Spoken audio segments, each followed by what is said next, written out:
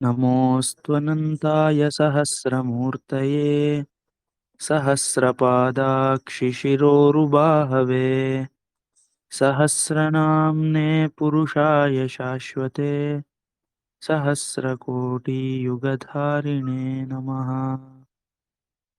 अधुना श्लोकद्वयं यथा किं पठितमासीत् पूर्वं। श्रीवैशम्पायन उवाच श्रुत्वा धर्मानशेषेण पावनानि च सर्वशः युधिष्ठिरश्शान्तनवं पुनरेवाभ्यभाषत इति प्रथमः श्लोकः। तद्विषये चर्चा कृता। पुनः किमेकं दैवतं लोके किं वाप्येकं परायणं स्तुवन्तः कं कमर्चन्तः प्राप्नुयुर्मानवाः शुभम् इति। एवं द्वितीयः तत्र श्लोकः। तत्र युधिष्ठिरस्य प्रश्नत्रयं समाप्तं। 3 प्रश्न समाप्त हो गए। तर्हि किमपि एकं भवितुमर्हति, कुछ एक हो सकता है देवता, कोई एक देवता हो सकता है इस दुनिया का। तर्हि सः कः इति। पुनः किं वाप्येकं परायणं, किं सर्वेषां कृते परमम् अयनं, किं सर्वेषाम् एकं परमम् अयनं, किम् एक परम मार्ग कौन सा है, परमद्वारः कः। अथवा पुनः स्तुवन्तः कं कमर्चन्तः प्राप्नुयुर्मानवाः शुभम्, कस्य स्तुत्या कस्य अर्चनेन मानवाः शुभं प्राप्नुयुः, मानव शुभ को पा सकते हैं इत्येवं तत्र प्रश्नत्रयं युधिष्ठिरेण कृतः भीष्मं प्रति। भीष्म को युधिष्ठिर ने ऐसा प्रश्नत्रय पूछा। अधुना अग्रिमः श्लोकः अस्ति। को धर्मः सर्वधर्माणां भवतः परमो मतः किञ्जपन्मुच्यते जन्तुर्जन्म संसारबन्धनात्।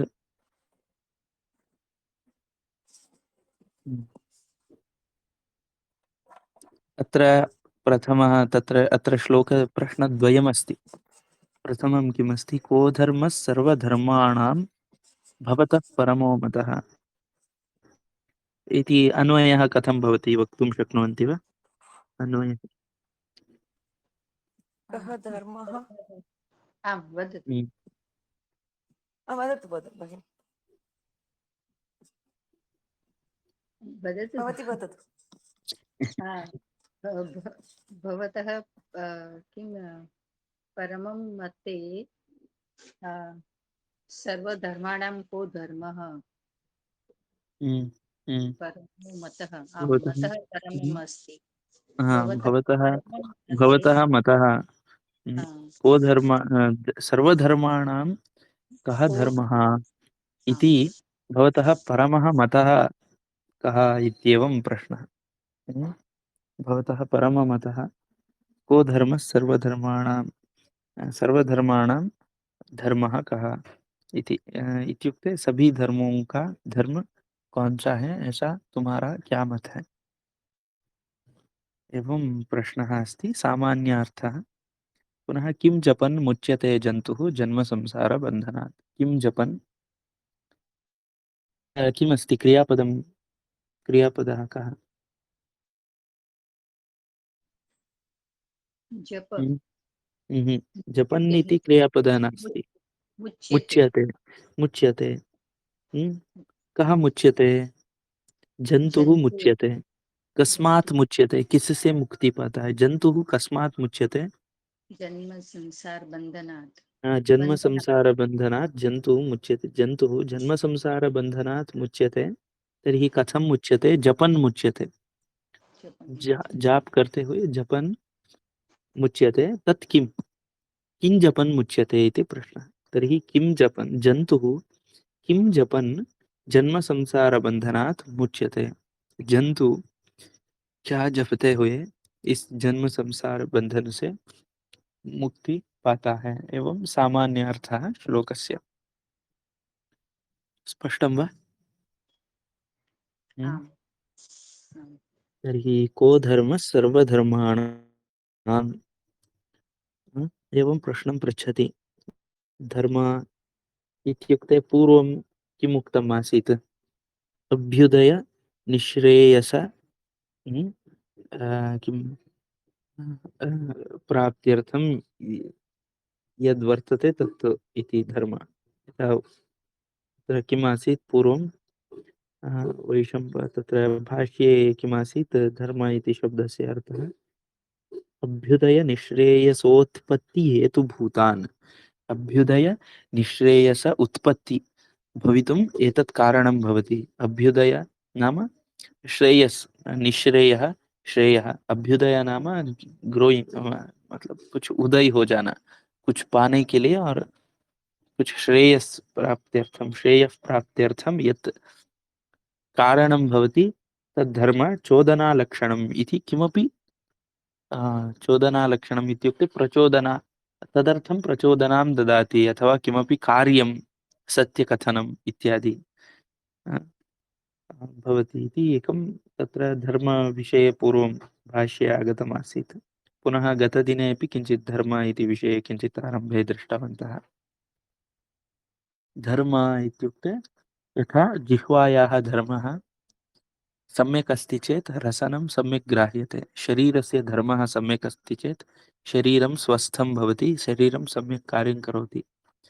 यथा शयनं कर्तुम् एकं कंडीशन यदि अस्ति, कंडीशन है तो तर्हि कंडीशन सम्यक् अस्ति तर्हि निद्रा आगच्छति। द्रष्टुं नेत्रस्य कंडीशन सम्यक् अस्ति, नेत्रधर्मः सम्यक् अस्ति, नेत्रधर्मः अस्ति तर्हि दृश्यते। जिह्वाधर्मः अस्ति तर्हि वचनं भवति। तर्हि त्वगिन्द्रियस्य धर्मः अत्र वर्तते तर्हि स्पर्शज्ञानं भवति। एवमेव कश्चन यन्त्रस्य धर्मः यन्त्रे वर्तते तर्हि यन्त्रं कार्यं करोति, किमपि कार्यं करोति। यदि यन्त्रस्य धर्मः यन्त्रे नास्ति तर्हि कार्यमपि न करोति। पुनः प्रकाशस्य प्रकाशं दातुं तत्रापि कश्चन धर्मः, सूर्यस्य धर्मः सूर्ये वर्तते। एवं धर्मो विश्वस्य जगतः प्रतिष्ठा इति। धर्मः एव जगतः प्रतिष्ठा वर्तते इत्येवं सर्वम् अस्ति। तर्हि धर्मः इति एकं कण्डीशन् इत्यपि स्वीकर्तुं शक्नुमः। अ, अ, उत्तम कण्डीशन्, यथा एतत् शरीरम् उत्तम कण्डीशन् मध्ये अस्ति इत्युक्ते धर्म, अत्र शरीरे धर्म अस्ति, शरीरधर्म संरक्षितं वर्तते इत्येवम्। यदि शरीरे नाशः भवति तर्हि धर्महानिः जाता इत्येव वक्तव्यम्। धर्महानिः अस्ति, धर्मः नास्ति तर्हि शरीरे नाशः भवति इति। यथा सर्वत्र किं धर्म अस्ति, धर्म अत्र नास्ति इति नास्ति। धर्म विना किमपि चलति इत्यपि नास्ति। तर्हि धर्मस्य विषये एवम् उक्तं, धर्मः इत्येतत् सर्वम् उक्तं। तर्हि को धर्मः सर्वधर्माणां? यथा जिह्वायाः धर्मः एकः अस्ति, नेत्रस्य धर्मः एकः अस्ति, मनुष्यस्य धर्मः एकः अस्ति, मनुष्यत्वं मनुष्यस्य धर्मः इत्येवं स्वीकुर्मः चेत् तर्हि तत् तेषां धर्मः कः? उन धर्मों का धर्म क्या है? एवं अर्थः सर्वधर्माणां धर्मः कः इत्येवं। तर्हि एवम् अर्थं न कर्तव्यं यथा सभी सभी रिलीजियन का मेन रिलीजियन कौन सा है, एवं अत्र नास्ति। रिलीजियन इति मतं, किञ्चित् भिन्नं मतं, किन्तु धर्म इति आधारः, आधारभूतं धर्मः इत्येवं वक्तुं शक्यते। तर्हि जगतः कश्चन धर्मः वर्तते, पृथिव्याः धर्मः। यदि पृथिव्याः धर्मः नष्टं भवति तर्हि पृथिवी नष्टा भवति। तथैव अधर्म वृद्धौ तत्र नाशः भवति इत्येवं वयम् अवलोकयामः खलु। यथा धर्मसंस्थापनार्थाय सम्भवामि युगे युगे इति रीत्या अस्माकं शरीरे धर्म नष्टं भवति, किमपि पापकार्यं वयं कुर्मः तर्हि तस्य नाशः भवति इति। किं तत्र अस्ति खलु, किं परित्राणाय साधूनां विनाशाय च दुष्कृतां धर्मसंस्थापनार्थाय नार्थाय सम्भवामि युगे युगे इति वदति। तर्हि युगे युगे इत्युक्ते त्रेतायुगे, द्वापरयुगे, कलियुगे एतावदेव नास्ति। अस्माकं शरीरे अपि तत्र सत्त्वयुग, तत्र सत्ययुग, त्रेतायुग द्वापरयुग कलियुग इति चलति प्रतिनित्यं चलति एवमपि किन्तु प्रति अस्माकं जीवनपर्यन्तम् एतत् सर्वं चलति सत्ययुग त्रेतायुग द्वापरयुग कलियुग इत्येवं सत्त्वगुणम् अधिकः अस्ति चेत् तत्र सत्त्वयुगः अस्ति किञ्चित् सत्त्वगुण रजोगुणयुक्तं किमपि सन्दर्भः अस्ति चेत् तत्र त्रेतायुगः वर्तते पुनः राष्ट्रेऽपि यथा एतद् भवति खलु कश्चन उत्तमराजा अस्ति इति चिन्तयन्तु एकस्मिन् राज्ये तत्र सः सम्पूर्णजगत् कलियुगे वर्तते किन्तु कश्चन उत्तमराजा तस्मिन् क्षेत्रे सत्ययुगम् आनेतुं शक्नोति उस क्षेत्र में सत्ययुग को ला सकता है तर्हि एतत् तदपि एतत् किमर्थम् उक्तवान् युगस्य विषये हम्म, धर्मः धर्मनाशः धर्मसंस्थापनार्थाय युगे युगे सम्भवामि इति अस्ति खलु तर्हि श्रीकृष्णः तत्र यत्र दण्डनीयं तत्र दण्डकं पापानि सन्ति तस्य परिहारार्थं बहवः तत्र अस्माकं शरीरं रोगरूपेण अथवा केनापि रूपेण स्वयमेव ईश्वरः तत्र आगच्छति इत्येव तत्र स्वीकर्तव्यमस्ति तर्हि धर्म इत्युक्ते स्थितिः इति कश्चन कोई एक स्थिति अच्छा स्थिति पुनः अभ्युदय निःश्रेयसोत्पत्ति हेतुभूत चोदनलक्षण एवं धर्म इति किमपि कार्यात्मकं क्रियात्मकं किमपि इति तर्हि सत्यकथनम् एतद् धर्म किमर्थं यथा अस्माकं मानवधर्मं रक्षितुं सहकरोति सत्यकथनं सत्यकथनेन मानवधर्म रक्ष्यते तर्हि एवं तदपि धर्म तत्र धर्मप्राप्त्यर्थं यत्किमपि सहकारं ददाति तत्सर्वं धर्म इत्येवम् अस्ति तर्हि धर्माः बहवः सन्ति खलु मनुष्यधर्म प्राणिधर्म स्त्रीधर्म पुरुषधर्म पशुधर्म पुनः किं किम् अस्ति वृक्षधर्म एवं बहवः धर्माः सन्ति तर्हि एतादृशेषु तत्र एतादृशानां सर्वधर्माणां कः परमः धर्मः इन सभी का परम धर्म कौन सा है तेषां सर्वेषाम् आधारः कः यथा उदाहरणार्थं मम हस्तस्य कश्चन धर्मः अस्ति मम पादस्य कश्चन धर्मः अस्ति किन्तु पादः स्वतन्त्रः नास्ति पादस्य कश्चन नियन्ता तत्र अस्ति वयं किं वदामः अहं पादं चालयामि अहं हस्तम् उन्नयामि अहं नेत्रेण पश्यामि इत्येवं वयं वदामः खलु तर्हि नेत्रस्य धर्मः कथं रक्षितः अस्ति कश्चन जीवः अन्तः अस्ति खलु अतः नेत्रस्य धर्मः रक्ष्यते जीवः अस्ति पादस्यापि धर्मः तथैव रक्षितः भवति एवं इत्युक्ते कश्चन आधारः अस्ति आधारस्यापि कश्चन आधारः भवति खलु यथा अहं कुत्र अस्मि मम गृहमस्ति एतत् गृहस् एतद् गृहं किञ्चित् नगरे अस्ति एतत् नगरम् एकस्मिन् राष्ट्रे अस्ति एतत् राष्ट्रस्य आधारः एषा पृथिवी अस्ति पृथिव्याः आधारः एषः ब्रह्माण्डः अस्ति ब्रह्माण्डस्य आधारः एवं सर्वेषां कश्चन धर्मः भवति कश्चन कण्डिशन् भवति इति सम्पूर्णस्य सर्वं यत्किमपि अस्ति जगति तत्र सर्वेषां कश्चन कश्चन धर्मः प्रत्येकः धर्मः वर्तते यथा शिशुधर्मः पतिधर्मः पत्नीधर्मः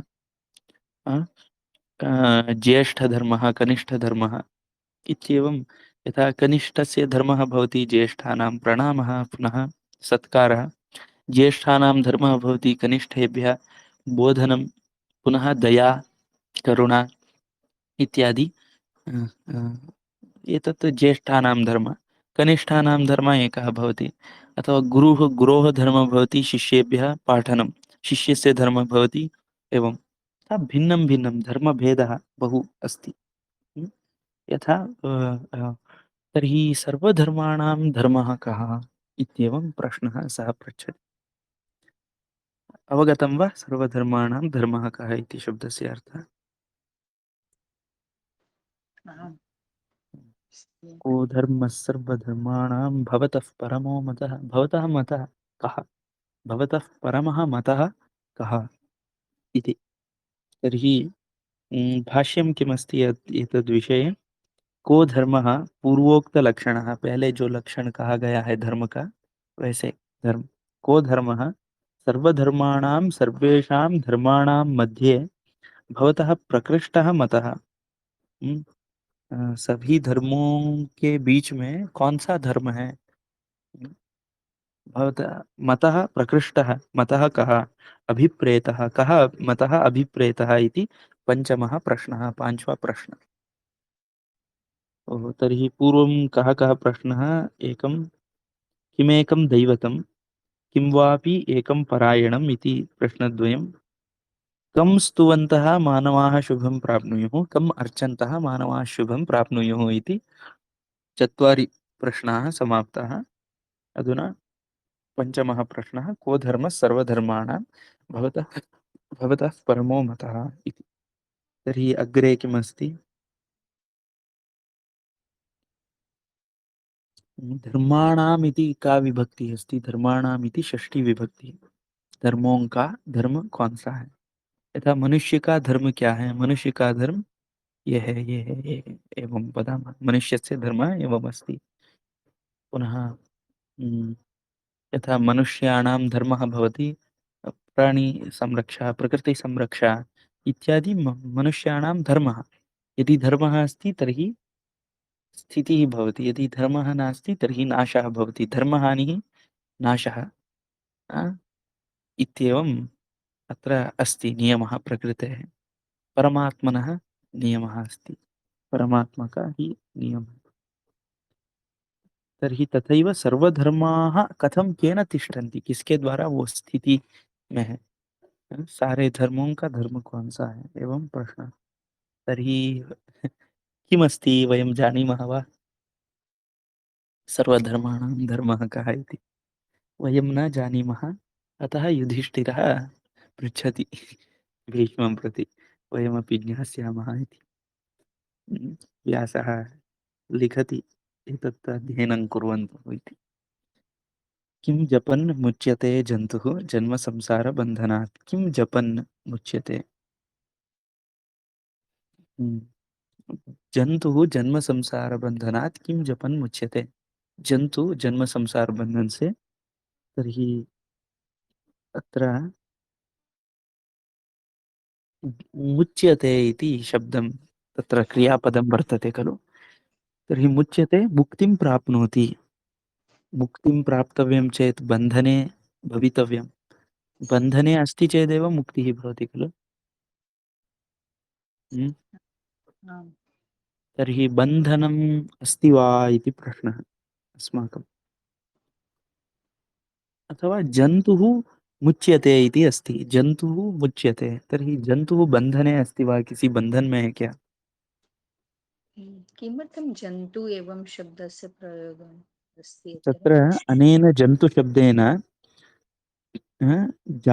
जपार्चनस्तवनादिषु यथा योग्यं सर्वप्राणीनाम् अधिकारः सूचयति इति अत्र अस्ति। यथा यथा योग्यता, उनके उनके योग्यता के अनुसार सभी प्राणियों का जपन स्तवन अर्चना में उनके उनके योग्यता के अनुसार अधिकार होता है एवं। ज्ञातं वा? तत्तु ज्ञातम्। हाँ, इत्युक्ते जन्तुशब्दस्य जन्तु इति जन्तु शब्दं वयं पश्यामः। जन्तु इति शब्दस्य कः अर्थः? इत्युक्ते मानव सहित सर्व प्राणी पशु हाँ, पक्षी सर्वेपि प्राणी कीट पशु पक्षी, जन्तु इति शब्दस्य अर्थः किं भवति? हम्म, जन्तु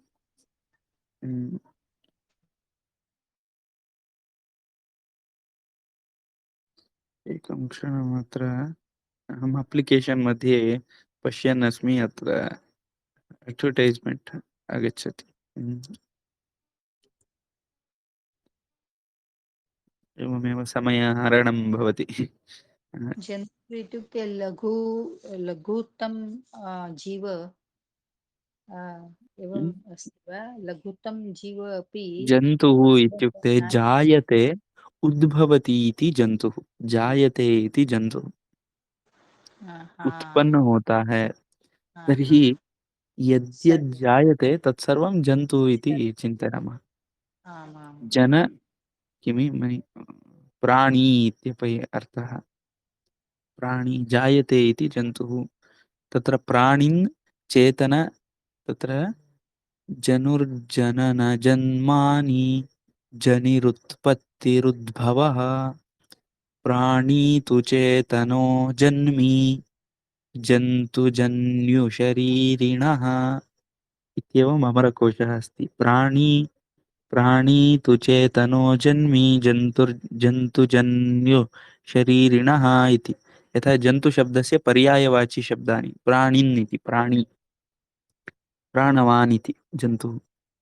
चेतन इत्यपि अर्थः अस्ति जन्तु इति। जन्मिन्, जन्मिन् इत्युक्ते जन्मी, जन्मी जन्म अस्य अस्ति इति। जन्तुः, जन्युः, शरीरिन् इत्येवम् अर्थाः सन्ति। यथा सर्वभूतानि प्रमुच्यते इत्येवम् तत् आगच्छति खलु। आत्मशब्द समानं वा?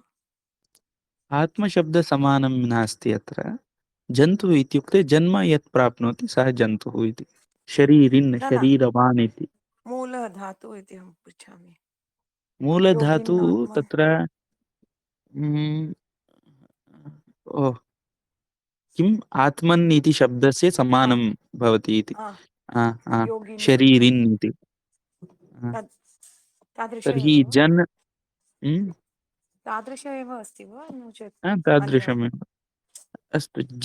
जन् इत्युक्ते तत्र जन्म प्राप्नोति, जन्म अस्ति इति जन्तुः। तर्हि यद्यत् जन्म प्राप्नोति तत् तस्य सर्वेषां बन्धनम् अस्ति वा इति प्रश्नः। हम्म, बन्धनमस्ति अतः जन्म प्राप्नोति खलु। बन्धनम् अस्ति अतः जन्मानन्तरं किं सर्वं कर्तुं शक्नोति वा सः? जन्म कुत्रापि एकत्र प्राप्नोति। पुनः तस्य शरीरस्य कृते किञ्चित् किं कश्चन कीटः अस्ति चेदपि युद्धं करोति स्वस्य अस्तित्वस्य संरक्षणार्थं। बहु श्रमः करोति। गृहं निर्माति, तत्र मित्राणि, तत्र मित्रैः साकं किमपि अत्र तत्र अटति, आहारान्वेषणं करोति, आहारं खादति। कश्चन सूक्ष्मकीटः वा भवतु, सोऽपि श्रमः करोति। तस्यापि अत्यन्तसूक्ष्मः कीटः तत्र आहारान्वेषणं करोति। अत्यन्तः महान् राक्षसः अस्ति, तस्य सर्वेषां नियन्त्रणम् अस्ति, तथापि सोऽपि किमपि किमपि इच्छति, सः सङ्ग्रहणं करोति। इत्येवम् अस्ति। प्राप्तव्यं बहु अस्ति इत्येतदपि अस्ति। पुनः मरणमपि एतावत् सर्वं कृत्वा मरणमपि अवश्यं प्राप्यते। मरणं प्राप्यते चेत् पुनः जन्म अपि अवश्यं प्राप्यते। यथा अस्माकं पूर्वजन्म विना एतत् जन्म सम्भवितुमेव नार्हति। एतत्तु किम् अस्माभिः चिन्तनीयं। पूर्वजन्म इत्युक्ते एतज्जन्मनः कारणं पूर्वजन्मम् इति चिन्तनीयम्। तर्हि एतज्जन्म किमर्थं जायते इति वैज्ञानिकेभ्यः, यथा पूर्वजन्मं ते तत्र पूर्णतया अस्ति इति न वदन्ति, किन्तु तत्र भवितुम् अर्हति इति वदन्ति वैज्ञानिकाः। हो सकता है, लेकिन है ऐसा नहीं।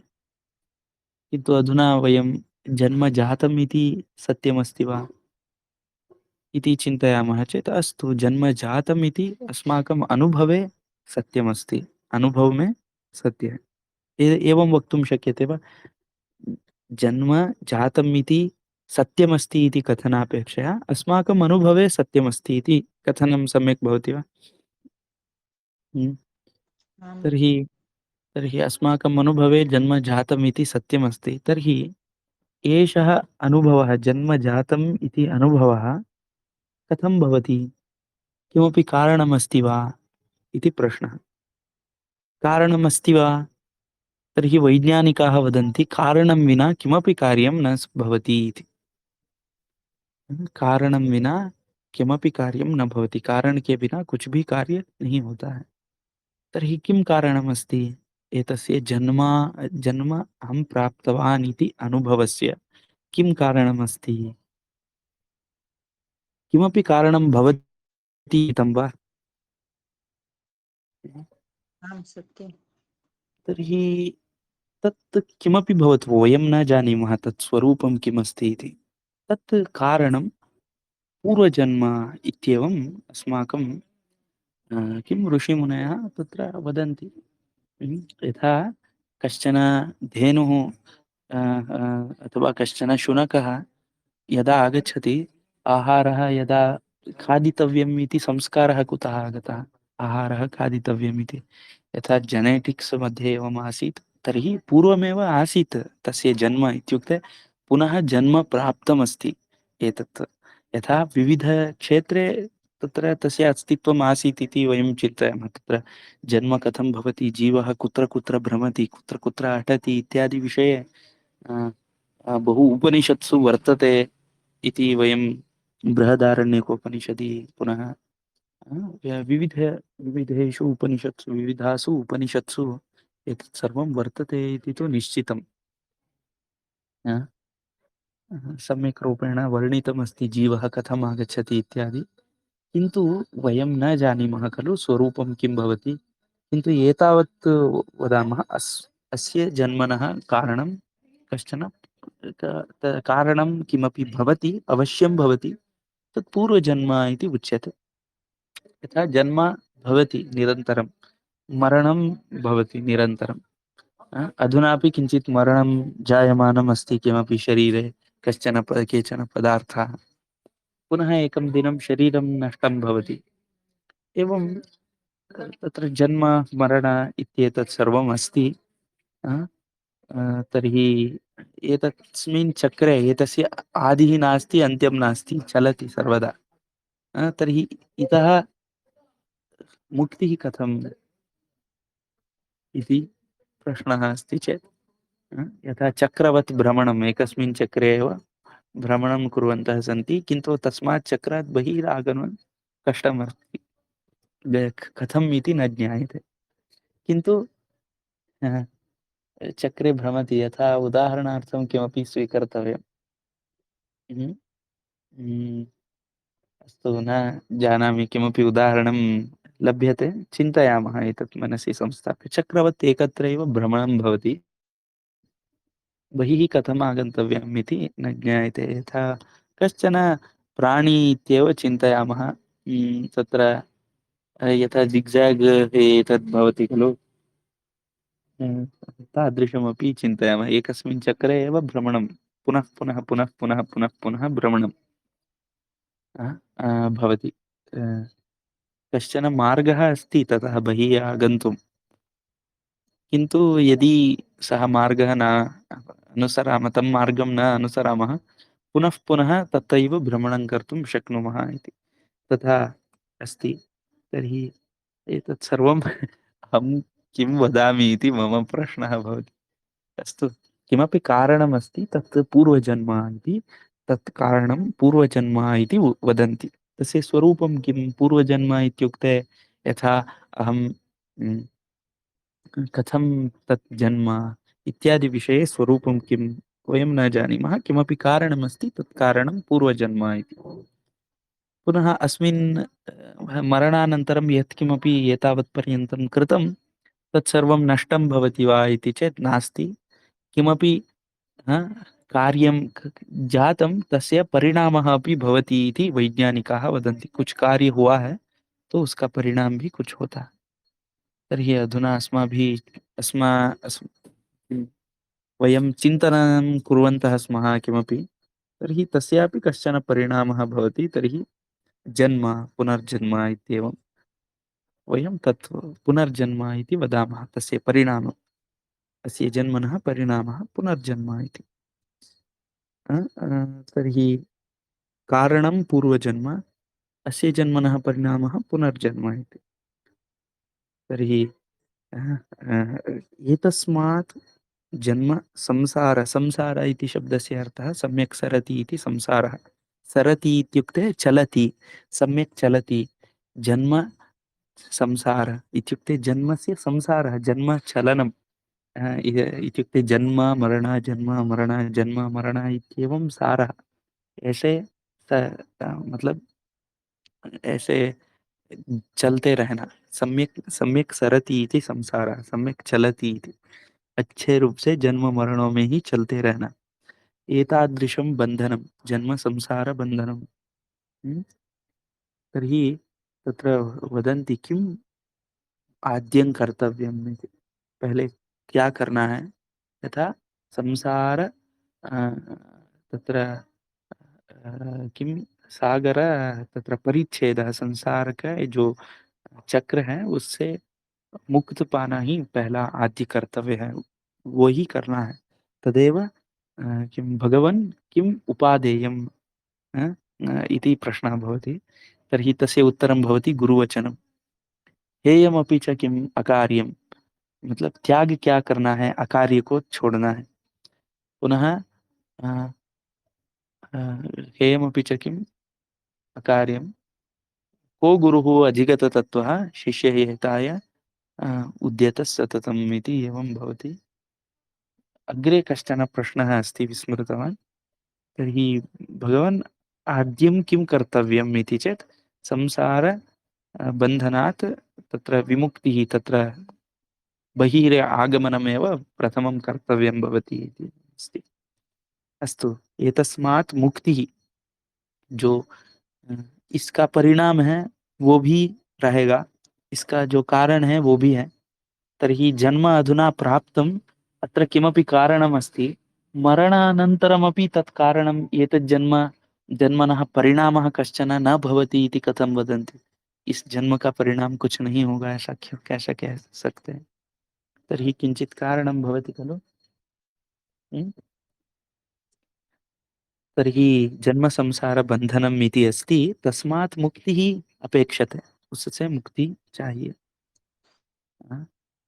तर्हि कथं प्राप्यते इत्युक्ते किं जपन्, जपन् मुक्तिः प्राप्यते, जप करते हुए मुक्ति पाते हैं। तर्हि किं जपन् मुच्यते, किं जपन् इत्युक्ते यथा मह्यं मुक्तिः भवतु मुक्तिः भवतु मुक्तिः भवतु इति जपं करोति चेत् मुक्तिः प्राप्यते वा, अथवा अहं किं किमपि वैभोगं सम्यक् यावत् जीवनं संपूर्ण जीवनं सम्यक् रूपेण अच्छे तरीके से यत्किमपि भोग्यपदार्थाः सन्ति तेषां भोगं करोमि, तर्हि परमानन्दः तेन प्राप्यते, तर्हि ततः मुक्तिः भवति। यथा सर्वं भोगं कृतं खलु इति एवं भवति। सब कुछ भोग लिया मैंने, तर्हि मुक्तिः तदा भवति। यथा मम उत्तमं गृहं प्राप्यते चेत् सर्वबन्धनात् मुक्तिः भवति इत्येवं। यथा स्वतन्त्रः भवामि इत्येवं प्रश्न उत्तरमागच्छति। उत्तमं गृहं, उत्तमः परिवारः इत्यादि भवति चेत् कश्चन मुक्तिः प्राप्यते, संसारबन्धनात् मुक्तिः भवति इत्येवं चिन्तनं भवति। तर्हि तस्य जपं कुर्मः वयं, गृहं गृहं गृहं सम्पूर्णं दिनं गृहं, गृहार्थं धनम् अपेक्षते। ओ धनमेव सर्वेषाम् आधारः, धन एव धर्म इति एवम् अपि जनाः चिन्तयितुं शक्नुवन्ति। तर्हि धनं धनं धनम् इति उच्यते चेदपि तर्हि ततः मुक्तिः प्राप्यते वा। धन इति जपं कुर्मः, जप इति शब्दस्य कः अर्थः।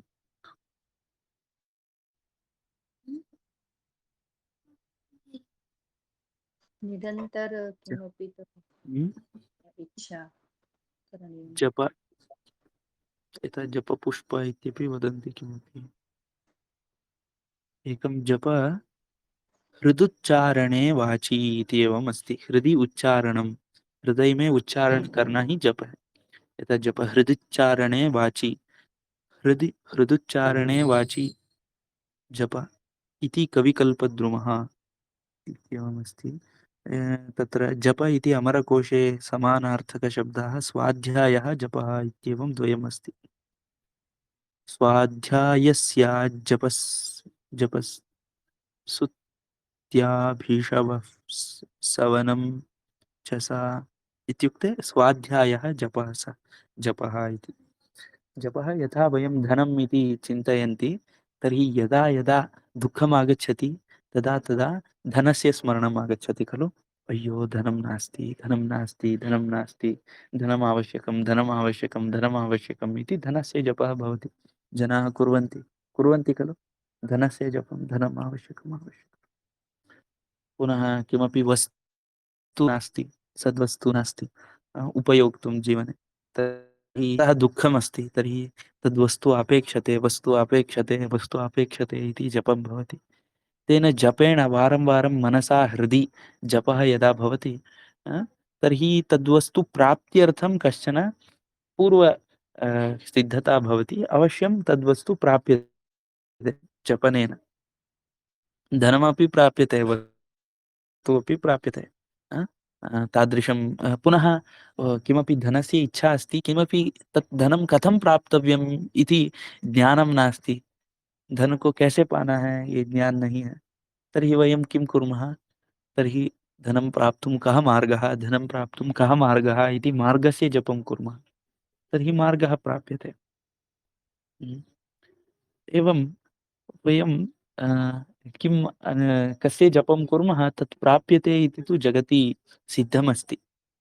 जनाः यत् हृदि चिन्तयन्ति तदेव पुरतः प्राप्नुवन्ति इत्येतत् सिद्धमेव अस्ति।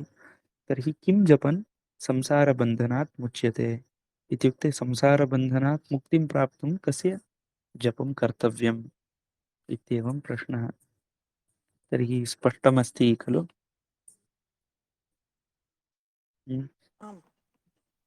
तर्हि अधुना एषः श्लोकः भवतु। अग्रिमः श्लोकः तत्र अत्र किं भाष्यं किं जपन् किं जप्यं जपन् उच्चुंषु मानसलक्षणं। यथा जपः त्रिविधं भवति, यथा उच्चजपः, मानसिकः जपः, उपांशुजपः इति त्रिविधः जपः भवति। तर्हि प्रथमं भवति उच्चजपः। उच्चजपः इत्युक्ते उच्चैः कथनं। यथा उदाहरणार्थं कश्चन धनस्य अत्र न वक्तव्यं। यथा कश्चन देवः अस्ति, कः एकः देवः, कस्य जपं कर्तव्यम् इति। तर्हि उच्चजपः इत्युक्ते उच्चैः राम राम राम इति एवम् उच्चजपः। उपांशुजपः इत्युक्ते केवलं वयमेव श्रोतुं शक्नुमः तादृशः जपः। राम राम इत्येवं मन्दम्, अत्यन्तं मन्दम्, अथवा केवलं मुखस्य भ्रमणं भवति, तत् उपांशुजपः। मानसं जपः इत्युक्ते बहिः किमपि कापि क्रिया एव नास्ति, किन्तु मनसि जपः चलति। बहिः मुखे अपि क्रिया नास्ति, जिह्वायामपि किमपि नास्ति, मनसा जपः चलति, तर्हि मानसा जपः। एतादृशम् उच्च पांशु मानसालक्षणं जपं कुर्वन् जन्तुः जननधर्मा, जन्तु इति शब्दस्य अर्थः जननधर्मा, जननधर्मः यस्य वर्तते तादृशः। अनेन जन्तुशब्देन जपार्चनस्तवनादिषु, जप अर्चन स्तवन इत्यादिषु यथा योग्यं सर्वप्राणीनाम अधिकारः। सभी प्राणी ये जपन अर्चना स्तवन कर सकते हैं उनके योग्यता के अनुसार। एवं अधिकारः, सर्वेषाम् अधिकारः अस्ति, अधिकार है ऐसा सूचना देते हैं। तर्हि जन्म संसार बंधनात्, जन्म इत्युक्ते अज्ञान विजृंभित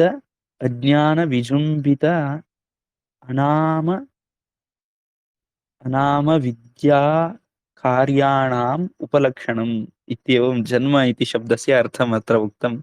तद्विषये श्वः पश्यामः। संसारो अविद्या, संसारः नाम अविद्या, अज्ञानमेव संसारः। तर्हि ताभ्याम जन्म संसाराभ्यां यद बंधनम, उन दोनों का जो बंधन है, तस्मात् मुच्यते, मुक्तो भविष्यति इति षष्ठः प्रश्नः। मुच्यते जन्म संसार बंधनादिति इदम् उपलक्षणम् इतरेषां फलानामपि एतद् ग्रहणं मोक्षस्य प्रधान्यख्यापनार्थं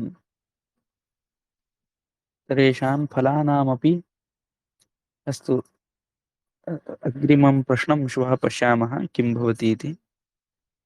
अधुना एतत् स्पष्टमिति चिन्तयामि। समापयामि वा? कृष्णार्पणमस्तु। कायेन वाचा मनसेन्द्रियैर्वा बुद्ध्यात्मना वा प्रकृते स्वभावात् करोमि यद्यत् सकलं परस्मै नारायणायेति समर्पयामि। श्रीकृष्णार्पणमस्तु। धन्यवाद।